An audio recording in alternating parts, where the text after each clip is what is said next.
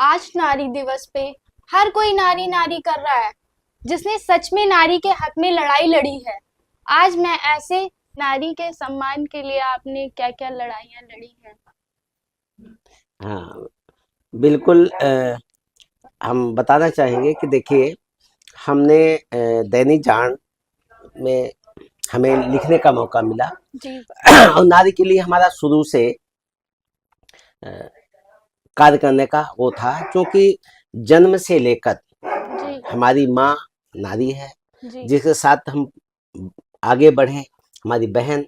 और जीवन में जब विवाह होता अर्धांगिनी के रूप में नारी अंत तक साथ देती है। जी।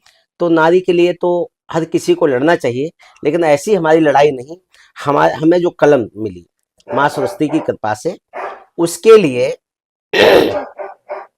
हमने जो समाज में विविध क्षेत्रों में जो उत्कृष्ट कार्य करने वाली नारियां थीं, जी। उनकी कहानी को लिखा, उनकी प्रतिभा को निखारा, ताकि वो क्या कर रहे हैं, ताकि अन्य लोगों के लिए प्रेरणा मिले। लेकिन एक जो संघर्ष, जो लड़ाई है, वो हमारे लिए यादगार बन गई। वर्ष 2013 की बात है, अगस्त जी। की। तो शाहजहांपुर की एक बेटी थी, जो कि छिंदवाड़ा मध्य प्रदेश में पढ़ती थी, कक्षा 11 में। और जिस संत के यहाँ थी वो वहाँ पढ़ाई कर रही थी, माता पिता उनके भक्त थे। हम्म। उन्होंने बेटी को इसलिए वहां पे प्रवेश दिलाया था, ताकि उच्च शिक्षा में संस्कार युक्त उच्च शिक्षा मिल सके। लेकिन अगस्त की बात है कि उसको बेटी को बताया कि भूत प्रेत का साया है, और उस बच्ची को वहां से एक प्लानिंग के तहत जोधपुर मड़ाई आश्रम राजस्थान भेजा गया। राजस्थान में भेजने के बाद उसके साथ दुष्कर्म होता है, और दुष्कर्म वो करता है कि जो रक्षक, जिसके संरक्षण में बेटी को किया गया, प्रवेश दिलाया गया गुरु मान करके कि ये हमारी बच्ची का अच्छे से संस्कारों के साथ देखरेख करेंगे, उसको उच्च शिक्षित बनाएंगे, उसका कैरियर बनेगा। लेकिन उसी ने उस बच्ची के साथ दुष्कर्म किया। जब ये घटना हमारे संज्ञान में आई तो हमको भरोसा नहीं था, क्योंकि उस संत को मैं भी मानता था, जो जी। मैं बड़ा आध्यात्मिक व्यक्ति हूँ, गायत्री परिवार से जुड़ा हुआ हूँ। तो हमने विश्वास नहीं किया, और चूंकि मैं धर्म कर्म वीर देखता था, तो संबंधित उसी व्यक्ति के पास पहुंच गया, क्योंकि वो व्यक्ति उस संत से जुड़ी एक संस्था का अध्यक्ष था, यानी लड़के के पिता। अच्छा जी। एक मिनट यहाँ काटो। और फिर उस मामले को हमने लिखा, उसमें लिखने के बाद में सब चलता रहा। जी। और हमारा जब हम लिखते थे तो हर खबर पे ये रहता था कि उस बच्ची के जो आंसू हमने देखे थे, उसके चेहरे पे मुस्कुराहट आए, ताकि वो अपना करियर को अच्छे से संभाल सके, उस से बाहर आ सके। खैर, ईश्वर की कृपा ऐसी रही कि हमारे संस्थान ने पूरा साथ दिया, और लगातार हमने उस पर खबरें लिखी। तो अंतोगत्ता 2018 में न्याय मिला, उस संत को सजा हुई। तो ये हमारे लिए लड़ाई रही, और इसमें हमको जो कीमत चुकानी पड़ी, तो 27 सितंबर 2014 को हमारे ऊपर अटैक हुआ। इससे पूर्व हमें प्रलोभन दिया गया काफ़ी कुछ, लेकिन हम न डरे और न बिके, अपने लक्ष्य पे चलते रहे, और अंतोगत्ता उस बेटी को न्याय मिला। तो ये हमारी लड़ाई रही, और इसके लिए कोई हमने समझौता नहीं किया। तो आगे आने और इससे क्या फायदा हुआ कि जब हमने इसको लिखा, अपना कर्तव्य निभाया, किसी का के एहसान नहीं किया, उसकी वजह से गुजरात की दो बहनें, उस बेटी ने जब एफआईआर हुई और उसको भी ताकत मिली, तो गुजरात में भी दो बहनों को प्रेरणा मिली। उसके बाद उन्होंने एफआईआर दर्ज कराई। और वर्तमान में अब क्या है कि जो बेटियां हैं, जी। शाहजहांपुर की वो बेटी थी, उस बेटी की वजह से आज सभी को प्रेरणा मिली है कि वो अन्याय के खिलाफ मजबूती के साथ खड़ी हो रही हैं। तो ये हमारी एक बड़ी जीत हम इसे मानते हैं। जी। जिस उद्देश्य से कलम उठाई थी वो हमारी सार्थक हुई। अभी आपने जो अपने नारी के लिए कदम उठाया है, इसको आप कहाँ तक ले जाना चाहते हैं। आपका आशय हमारे डिजिटल प्लेटफॉर्म से। जी जी। देखिए ऐसा है कि हम लंबे समय हमें 27 साल दैनिक जागरण में जी एज ए रिपोर्टर हमने काम किया है जी और वर्तमान में मैं सीनियर सब एडिटर यानी सीनियर रिपोर्टर के रूप में कार्यरत था। जी। हमें दैनिक जागरण ने बहुत मौका दिया, हाँ। स्वतंत्र रूप से हमने काम किया और दैनिक जागरण में रह के हमने बहुत कुछ सीखा। जी दैनिक जागरण के जो 7 सरोकार हैं उसमें एक सरोकार नारी सशक्तिकरण है। तो जो हम लिखते थे तो उसमें क्या है कि नारी जो है स्वावलंबन के क्षेत्र में भी अग्रणी है, पर्यावरण संरक्षण का भी काम कर रही है, जी शिक्षा के क्षेत्र में अग्रणी है, क्योंकि हमने तमाम स्टोरी लिखी और जो बढ़िया काम करने वाली थी जी। शिक्षक वो सब नारियां ही थी। हम्म। तो और जो स्वास्थ्य के क्षेत्र में जो हमारा स्वस्थ समाज था, जागरण का एक सरोकार था, उसमें भी नारियां ही आगे थी। तो हम लेकिन जब हम लिखते थे तो एक दिक्कत उसमें आती थी कि स्पेस प्रॉब्लम रहती थी, जी क्योंकि प्रिंट मीडिया में सीमित स्थान रहता है, तो उसमें जब जगह है तब तो हमें स्थान मिलता था और बाकी नहीं। तो जो हम लिखना चाहते थे, जो जरूरत होती, कभी कभार वो हम स्थान नहीं दे पाते थे, तो हमें लगता था कि कुछ और इनके लिए होना चाहिए।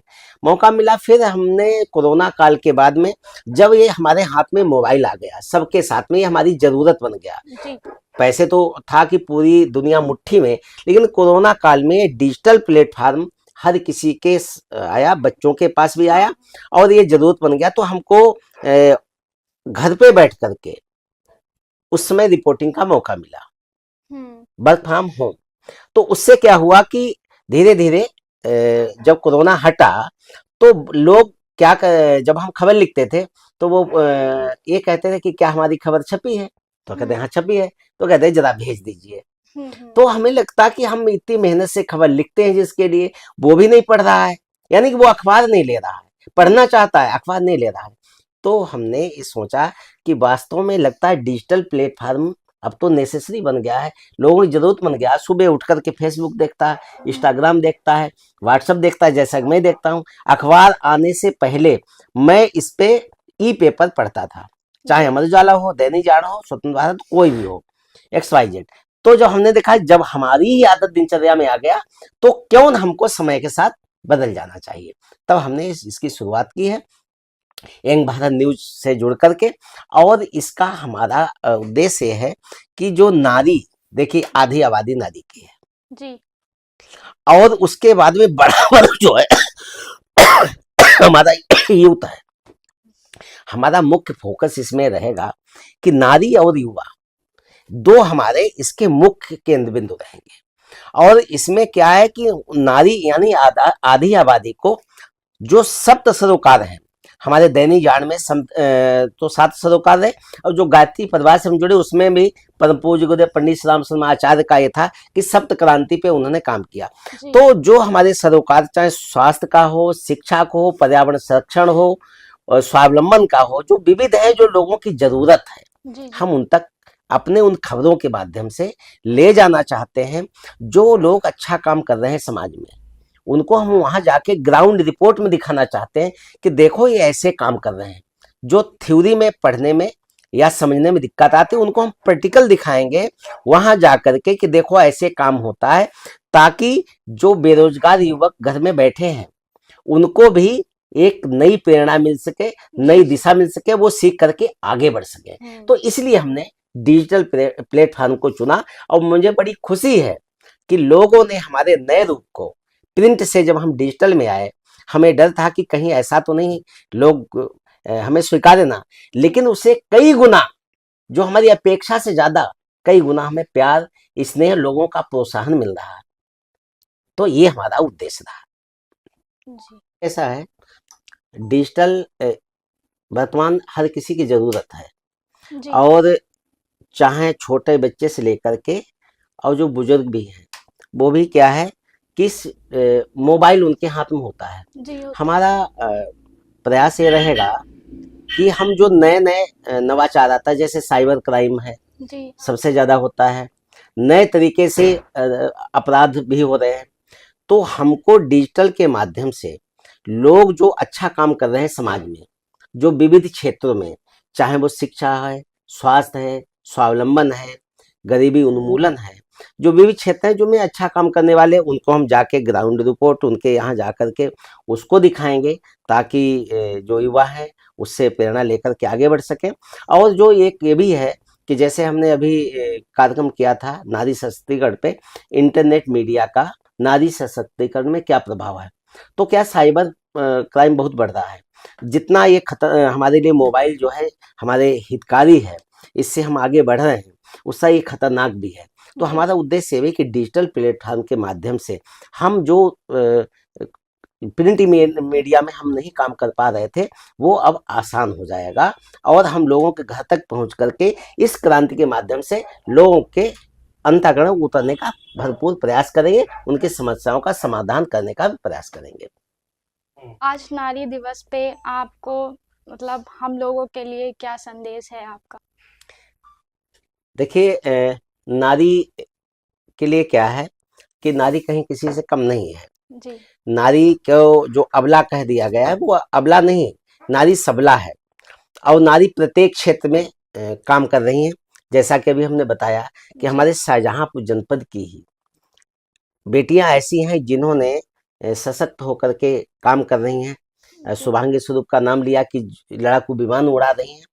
तो संदेश यही है कि नारियों को खुद में सशक्त बनने की जरूरत है। कोई आगे नहीं बढ़ाता है।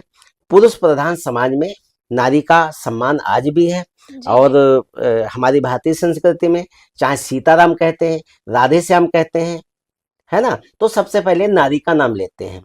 और आज भी देश की प्रथम नागरिक से लेकर जनपद की प्रथम नागरिक तक नारी हैं। तो केवल एक है कि हमें खुद सशक्त होने की जरूरत है।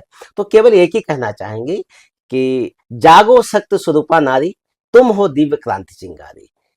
वो दिव्य क्रांति चिंगारी है, तो जागने की जरूरत है। नारियां जाग जाएं, नारियां देश की जाग जाएं अमर, युग स्वयं ही बदलता चला जाएगा। देवियां देश की जाग जाएं अगर, तो हमारा समाज पूरी तरह सुधर जाएगा। तो केवल जो रियल लाइफ में आ रहे हैं, तो रियल लाइफ में हमको वो काम करने चाहिए जो हमारे भारतीय संस्कृति से जुड़े हुए हैं। नारी पे जो सवाल उठता है, एक और हम कहना चाहेंगे कि जो नारी ये तो अपेक्षा करती है पुरुषों से कि कोई हमारे ऊपर न करे, लेकिन नारी को अपना जो परिधान है, जो लज्जा नारी का आभूषण है, अगर वो हमारी सीमाओं में रहेंगी तो नारी के ऊपर मजाल क्या है किसी रावण की वो हो जाए। जब वो लक्ष्मण रेखा को पार करती है, तब जब रावण है वो सीता हरण करता है। तो हमारी मर्यादा जो भारतीय संस्कृति की, उस सीमा में मर्यादा में रह करके हम रहें, तो नारी सशक्त बनकर के दुर्गा चंडी का रूप रख के और जो भी समाज के आतताई हैं उनका समन कर देगी। धन्यवाद।